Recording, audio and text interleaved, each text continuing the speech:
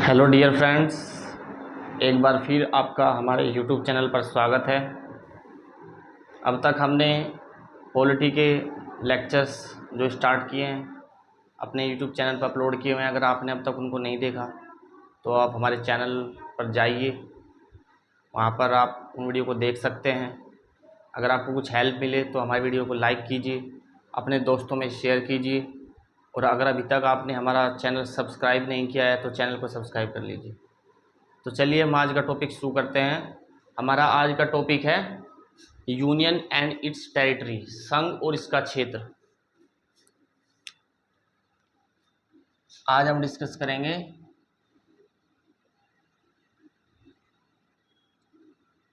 संघ व राज्य क्षेत्र।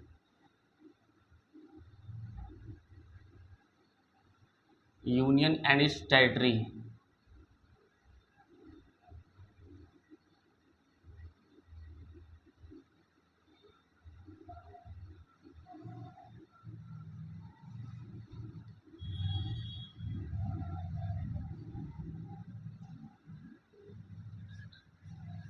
तो आज हम ये डिस्कस करेंगे संघ और इसका क्षेत्र, यूनियन एंड इट्स टेरिटरी।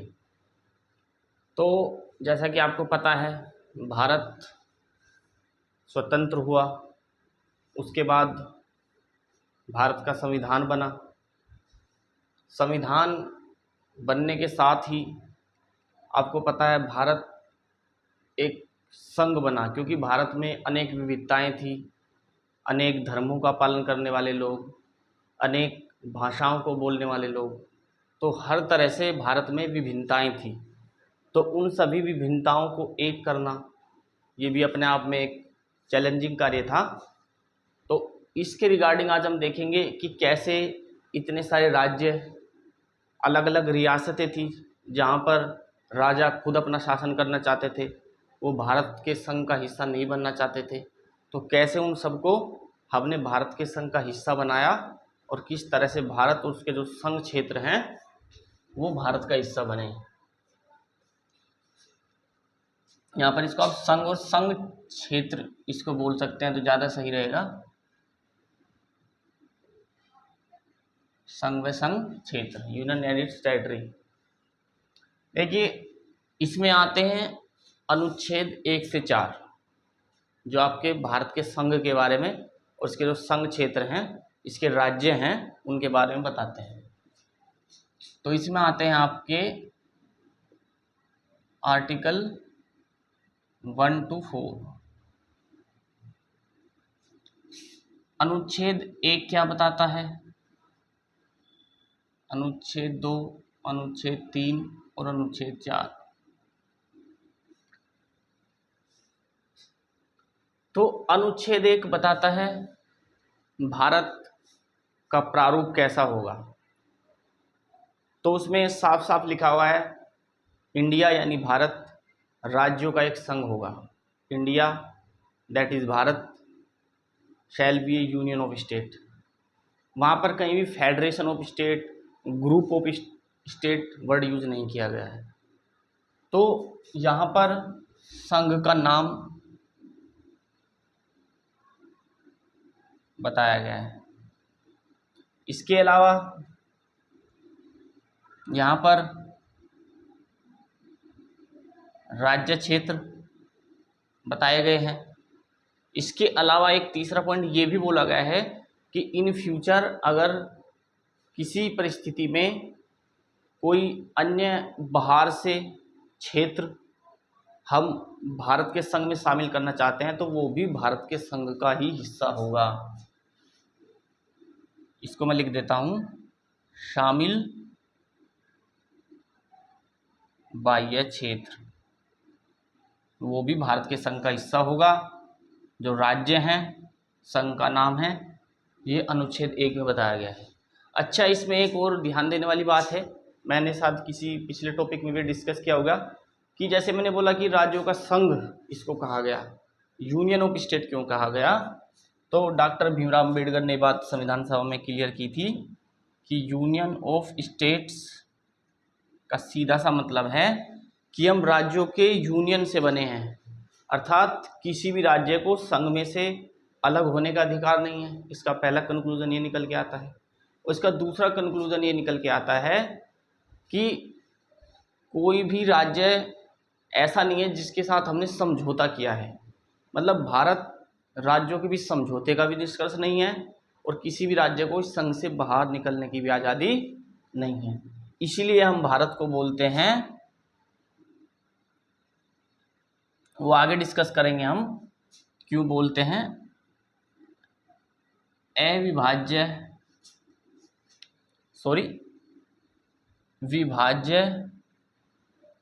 राज्यों का अविभाज्य संघ। अब ये देखेंगे ऐसा हम क्यों बोलते हैं। अनुच्छेद 2 को डिस्कस कर लेते हैं पहले। अनुच्छेद 2 में कुछ नहीं है, इसमें नए राज्यों का प्रवेश व गठन। अगर कोई नया राज्य हम भारत के संघ में शामिल कर रहे हैं तो उसके रिगार्डिंग अनुच्छेद 2 में बताया गया है। अनुच्छेद 3 की अगर बात करें, 2 में अगर देखें आप, जैसे कि हमने गोवा को भारत का हिस्सा बनाया, दमन द्वीप को, दादर नगर हवेली को, पुडुचेरी जो पहले जिसको पांडिचेरी बोलते थे वो फ्रांसीसियों के अधीन था, उसको हमने भारत संघ का हिस्सा बनाया जैसे ही उसको हमने आज़ादी दिलाई। दमन दीव और गोवा को पुलिस कार्यवाही के द्वारा हमने भारत संघ का उसको हिस्सा बनाया 1961 में। तो ये अनुच्छेद 2 में दिया है। अनुच्छेद 3 में काफ़ी चीज़ें दी गई हैं, जैसे कि नए राज्यों का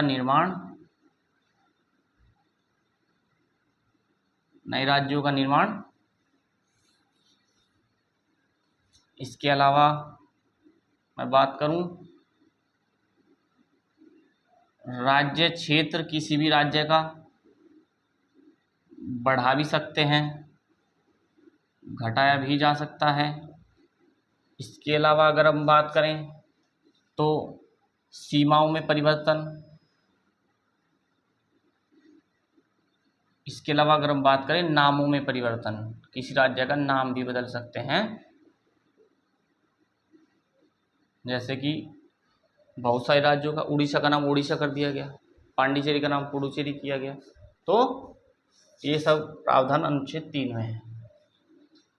तो अनुच्छेद 3 में क्या कहा गया कि हम किसी नए राज्य का निर्माण कर सकते हैं, किसी राज्य के किसी क्षेत्र को उसमें से हटाकर कोई नया राज्य बना सकते हैं, 2 राज्यों के क्षेत्रों को वहाँ से अलग करके आपस में जोड़कर कोई नया राज्य बना सकते हैं। अर्थात किसी राज्य के किसी हिस्से में फेरा बदली की जा सकती है। और इसी वजह से कहा जाता है कि भारत में राज्यों को समाप्त किया जा सकता है, राज्य अविभाजित नहीं है। इसलिए मैंने अभी वो बात आपको बताई थी कि भारत विभाज्य राज्यों का अविभाज्य संघ है, अर्थात राज्यों का अस्तित्व समाप्त किया जा सकता है संसद के कानून द्वारा। अस्तित्व समाप्त का मतलब यहाँ पर यह है कि उनका क्षेत्र घटाया जा सकता है, बढ़ाया जा सकता है, उनका नाम बदला जा सकता है, उनका क्षेत्र विशेष, यहाँ तक कि किसी अन्य राज्य को इवन विदेश में भी सौंपा जा सकता है। उसके लिए अलग प्रावधान हम डिस्कस करेंगे, वो संविधान संशोधन का मुद्दा है। तो इसीलिए हम बोलते हैं विभाज्य राज्यों का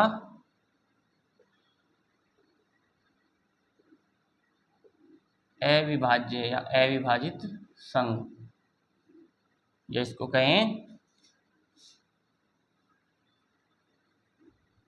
non destructive union of destructive states. States destructive हैं। इसके अपोजिट अगर आप यूएसए की बात करें, अमेरिका की, वहाँ पर राज्यों की अपने आप में एक स्वायत्तता है, राज्यों का अपने आप में एक स्वाधीनता है, अस्तित्व है। इसलिए वहाँ पर संसद बिना राज्यों की अनुमति के राज्य को समाप्त नहीं कर सकती, राज्य के क्षेत्र विशेष में कोई भी छेड़खानी नहीं कर सकती। इसीलिए वहाँ पर दोहरी नागरिकता भी है। इसलिए अमेरिका में अगर आप देखें, यूएसए में, वहाँ पर क्या है,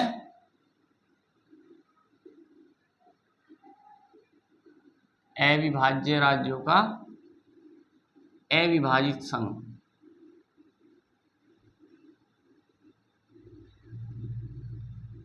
इसको आप बोल सकते हैं non destructive union of non destructive states.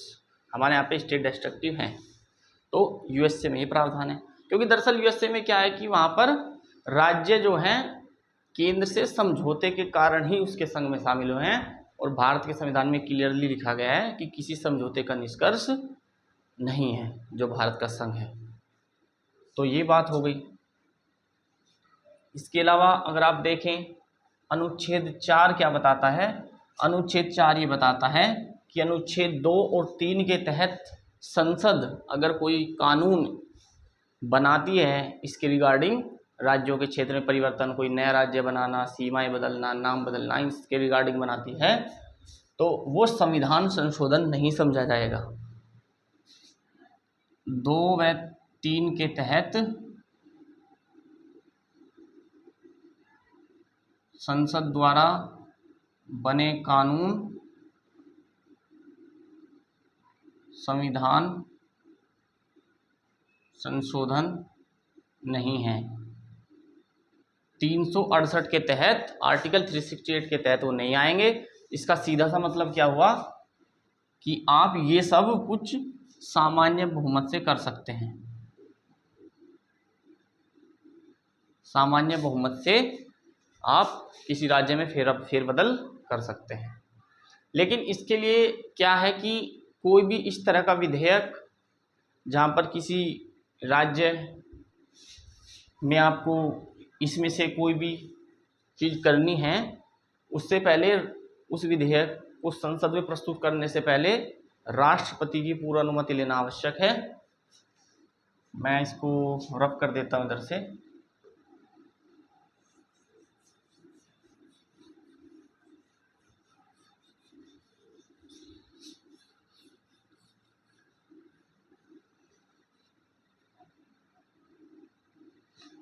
तो राष्ट्रपति की पूर्व मंजूरी जरूरी है। साथ में अगर बात करें तो राष्ट्रपति उस प्रस्ताव को उस संबंधित राज्य के विधानमंडल में विचार करने के लिए भेजेगा। राष्ट्रपति संबंधित राज्य के विधानमंडल में भेजेगा विचार के लिए। लेकिन राष्ट्रपति उस राज्य विधानमंडल, उस संबंधित राज्य की बातों को मानने के लिए बाध्य नहीं है। लेकिन राष्ट्रपति बाध्य नहीं है, भेजेगा लेकिन बाध्य नहीं है। वो चाहे तो अगर राज्य इन सब संशोधनों को करने के लिए मना कर रहा है तो ऐसा जरूरी नहीं है कि राष्ट्रपति को ये बात माननी ही पड़े। एक तरह से अगर कहा जाए, कंक्लूजन ये निकल के आता है कि संसद सामान्य बहुमत से राज्यों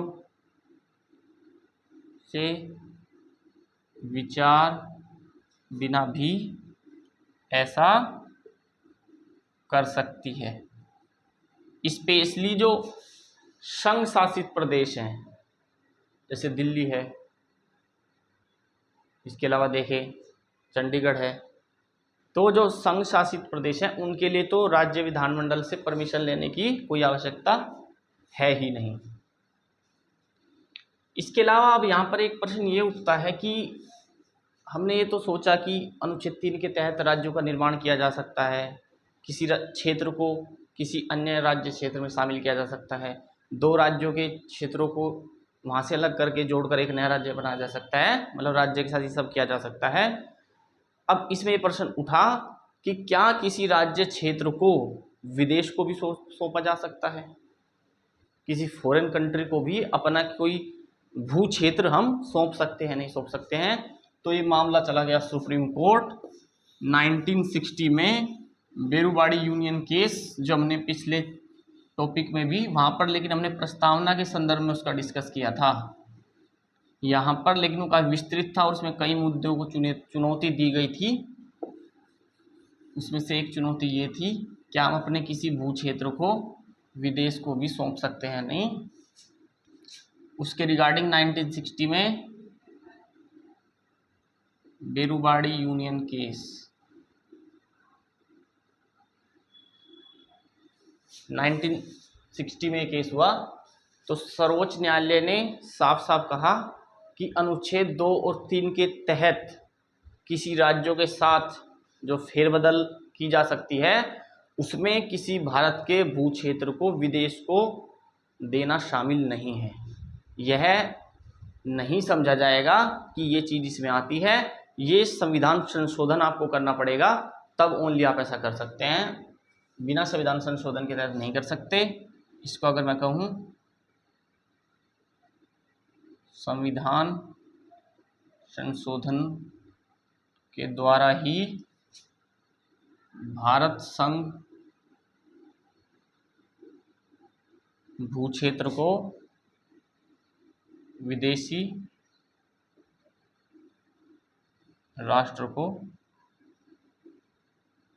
सौंपा जा सकता है।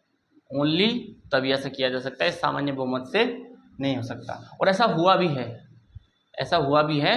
बाद में बेरुवाड़ी को पाकिस्तान को तो सौंप दिया गया, लेकिन इसके अलावा जो बांग्लादेश के साथ हमारा समझौता हुआ था वो काफ़ी इम्पोर्टेंट है, उसको डिस्कस कर लेते हैं। काफ़ी क्षेत्र बांग्लादेश ने हमको दिए, हमने भी दिए, तो क्या क्या समझौता हुआ था वो हम देख लेते हैं।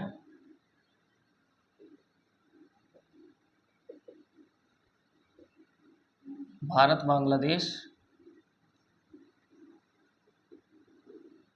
सीमा समझौता, तो संविधान में 100वां संशोधन किया गया।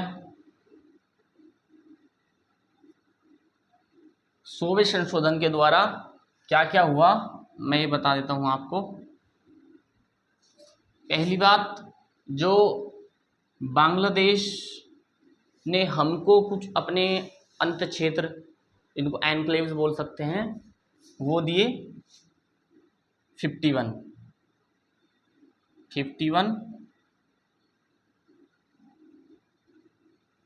एनक्लेव्स भारत को मिले। इसके अलावा अगर बात करें 111 बांग्लादेश को भारत ने सौंपे। इसके अलावा इसमें क्या क्या हुआ, भारत और बांग्लादेश की जो सीमा है वो लगभग 4096.7 किलोमीटर की है, लेकिन उसमें से 6.1 किलोमीटर की जो सीमा थी उसका सीमांकन हुआ, वो निश्चित नहीं थी, तो उसको उसका सीमा के द्वारा उसको भी निर्धारित किया गया यहाँ पर। तो ये हुआ इसमें। इसके अलावा अगर हम इसमें भी काफ़ी समझौते हुए फाइनली यहाँ पर इसको किया गया। इसमें भी अगर आप देखें तो 1947 में रेडक्लिफ कमीशन के द्वारा सीमा तय की गई थी।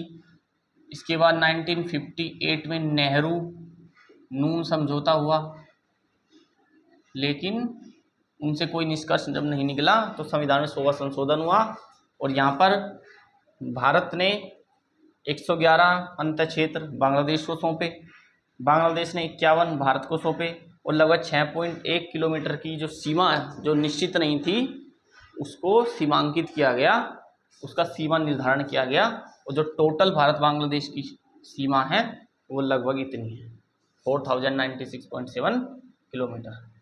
तो बांग्लादेश के साथ ऐसा हमारा हुआ है। आपको पता ही होगा बांग्लादेश पहले पूरी बंगाल था, बंगाल का हिस्सा था, पूर्वी बंगाल इसको बोलते थे।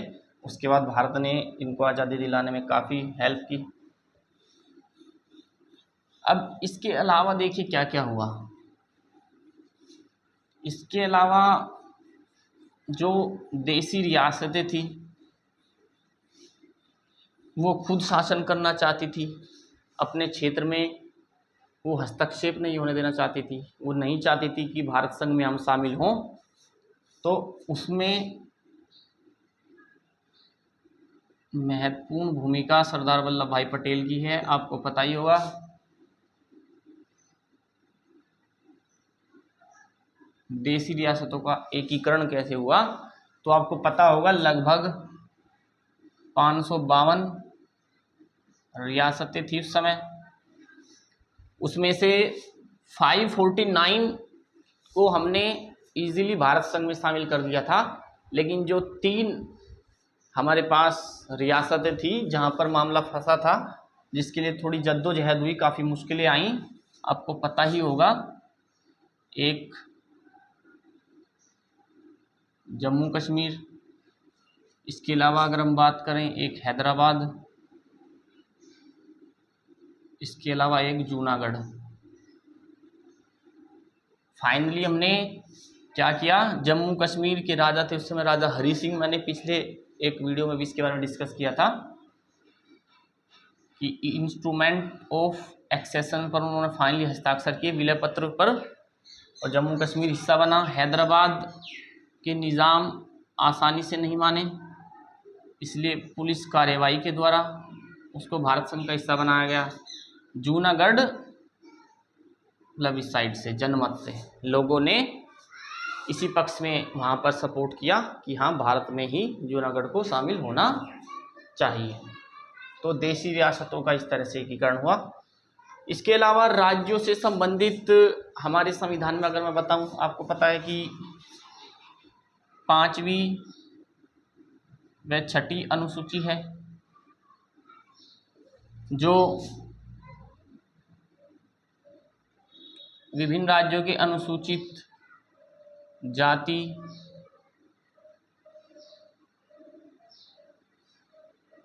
जनजाति क्षेत्र के बारे में बताती है। संविधान का भाग जो 21 है वो कुछ विशेष राज्यों के लिए विशेष उपबंध करता है।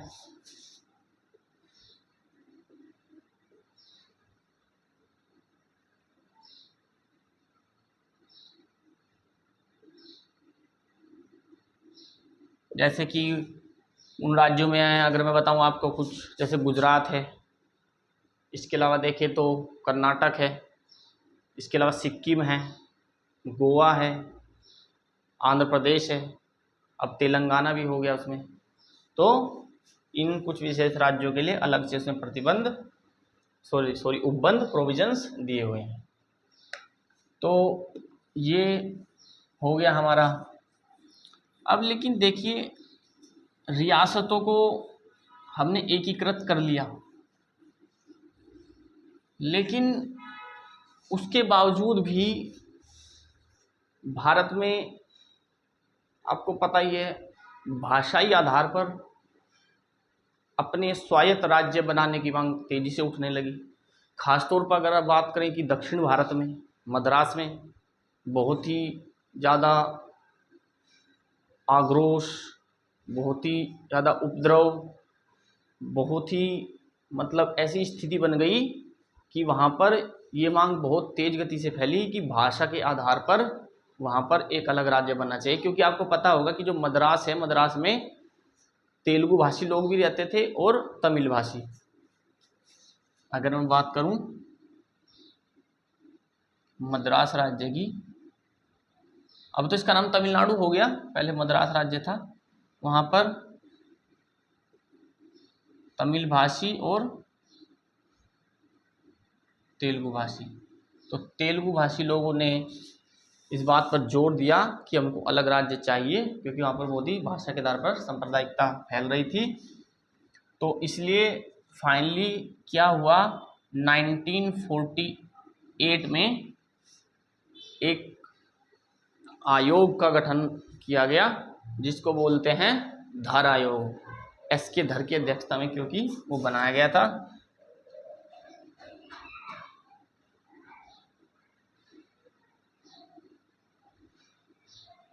एस के धर इसके अध्यक्ष थे। इसने साफ साफ मना कर दिया कि नहीं, ये गलत है। भाषा के आधार पर देश को बांटना, अलग राज्यों को बनाना, ये देश की एकता के लिए, अखंडता के लिए और देश की संप्रभुता के लिए खतरे वाली बात है। इसलिए इसने मना किया। लेकिन जब मांग जोरों से उठती रही, वहाँ पर बहुत ही आक्रोश वाली भावना, अलगाव वाली भावना, लड़ाई झगड़े, दंगे बढ़ने लगे तेलुगु भाषी जो लोग थे। तो 1948 में ही, ये लगभग जून 1948 की बात है, लेकिन लगभग दिसंबर के आसपास दोबारा से वहाँ पर क्या हुआ, एक और आयोग की गठन करना पड़ा, जिसको बोलते हैं जेवीपी समिति या जेवीपी आयोग बोल सकते हैं आप, क्योंकि इसमें जवाहरलाल नेहरू, वल्लभ भाई पटेल और पट्टाभी सीतारामैया शामिल थे। इसने भी 1949 में अपनी रिपोर्ट सौंपी और इसका भी मत वही था कि देखिए भाई, संविधान सभा का जो उद्देश्य था वो ये था कि राष्ट्र को एकजुट करना, और अगर हम भाषा के आधार पर देश को बांटेंगे तो ये फिर से विभाजन वाली स्थिति बनेगी और देश के विकास के लिए, देश के भविष्य के लिए खतरा है। उद्देश्य प्रस्ताव में ये बात थी, प्रस्तावना में भारत की ये बात कही है।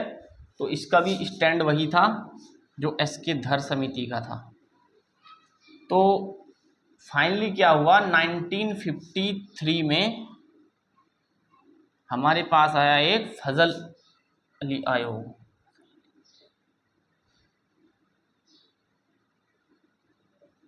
फजल अली आयोग, जिसके अध्यक्ष फजल अली थे। इसके अलावा इसमें 2 अन्य सदस्य थे, एच.एन. कुंजरू साहब थे, के.एम. पणिक्कर थे।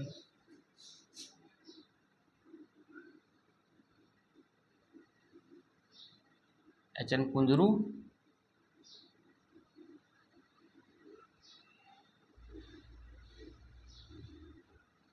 और के.एम. पणिक्कर।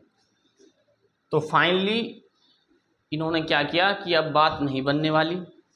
पहले जो कमेटियां बनी उससे भी लोग नहीं समझे। तो फाइनली 1953 में आंध्र प्रदेश भारत का भाषाई आधार पर बनने वाला पहला राज्य बना।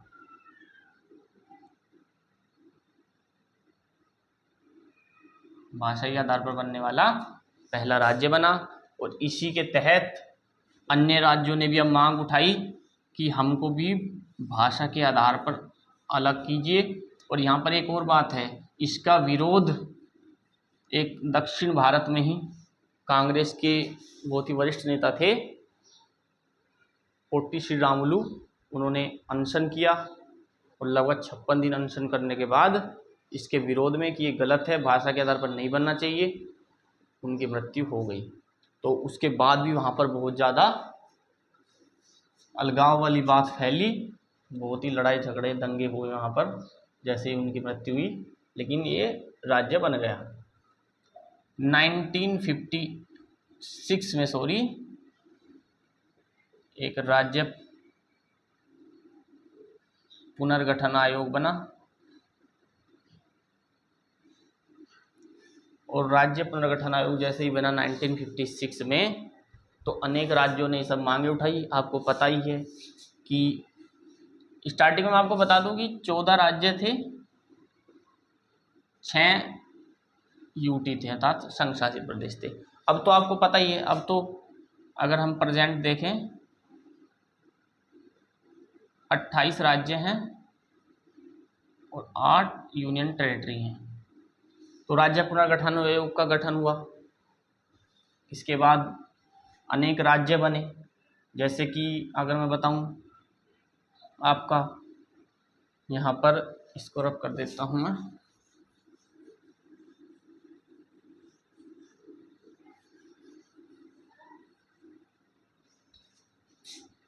अगर मैं बात करूं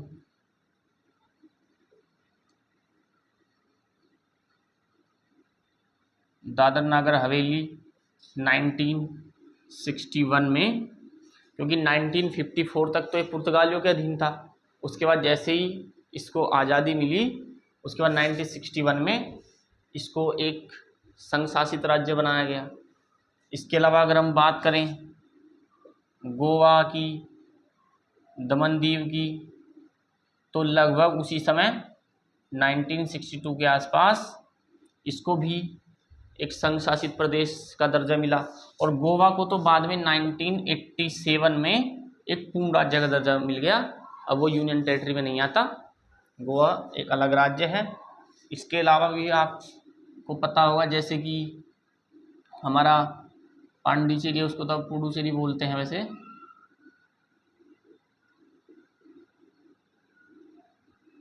पुडुचेरी भी 1962 में उसको भी राज्य का दर्जा मिला, एक संघ शासित राज्य का। इसके अलावा अगर हम बात करें हमारा छत्तीसगढ़, ये मध्य प्रदेश से बना, मध्य प्रदेश से बना। इसके अलावा अगर हम बात करें उत्तराखंड, ये उत्तर प्रदेश से बना। इसके अलावा अगर हम बात करें तो झारखंड, ये बिहार से बना। ये बनने वाला, छत्तीसगढ़ बनने वाला 25वां राज्य था। उत्तराखंड, सॉरी, ये 26वां राज्य था। उत्तराखंड 27वां राज्य था। झारखंड 28वां राज्य था। तो इस तरह से इसके अलावा भी ये प्रक्रिया फिर चलती हुई एक श्रृंखला का रूप लेने लगी और सभी ने इसकी मांगे की। जैसे कि आपको पता है पंजाब का विभाजन हो गया, पंजाब राज्य पुनर्गठन अधिनियम के तहत।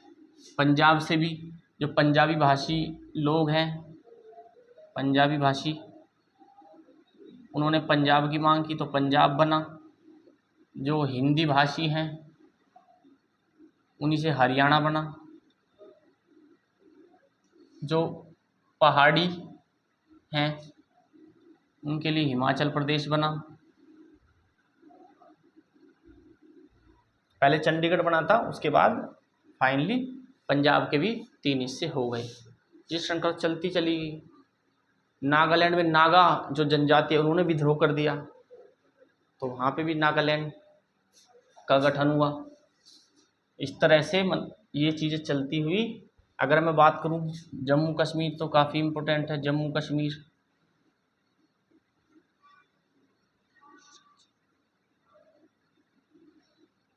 जम्मू कश्मीर की अगर हम बात करें तो अभी हाल फिलहाल में, इसीलिए मैं इसका डिस्कशन कर रहा हूँ, 2019 में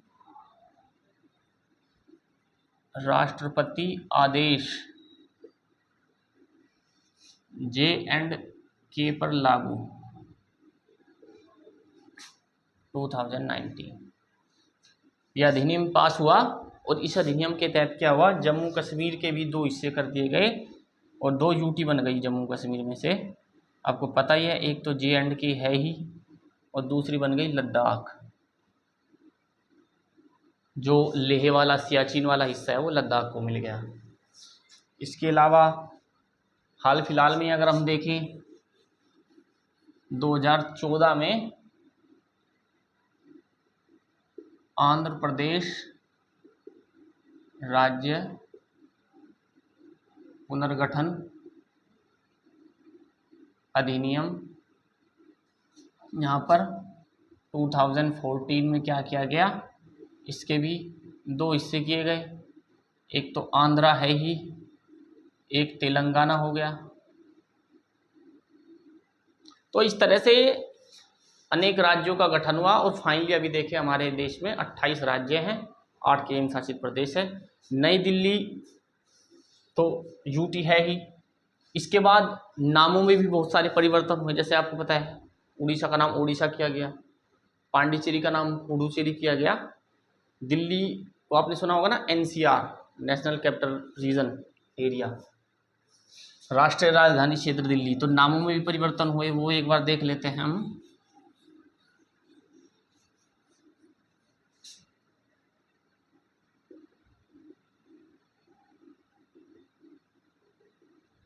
नामों में परिवर्तन की अगर मैं बात करूं तो सबसे पहले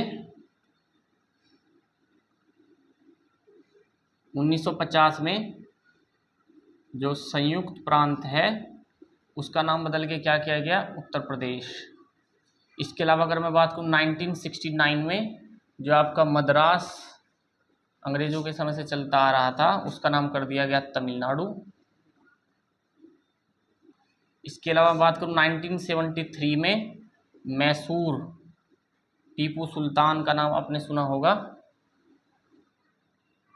तो मैसूर का नाम कर दिया गया कर्नाटक। मैसूर एक रियासत थी। इसके अलावा अगर हम बात करें 1992 में जो हमारे पास दिल्ली है उसको बोला गया NCR दिल्ली, मैं इंग्लिश में लिख दिया शॉर्ट में, राष्ट्रीय राजधानी क्षेत्र दिल्ली। तो इस तरह से ये श्रृंखला राज्यों के गठन की, उनके नामों के परिवर्तन की चलती गई और वर्तमान में जैसे मैंने आपको बताया 28 राज्य हैं, 8 केंद्र शासित प्रदेश। तो आज हमने डिस्कस किया संघ और संघ क्षेत्र के बारे में, भारत के संघ में राज्य कैसे अस्तित्व में आए, उनको अस्तित्व में कैसे लाया गया, भाषाई आधार पर राज्य कैसे बने। तो चलिए मिलते हैं फिर एक नई वीडियो में एक नए टॉपिक के साथ।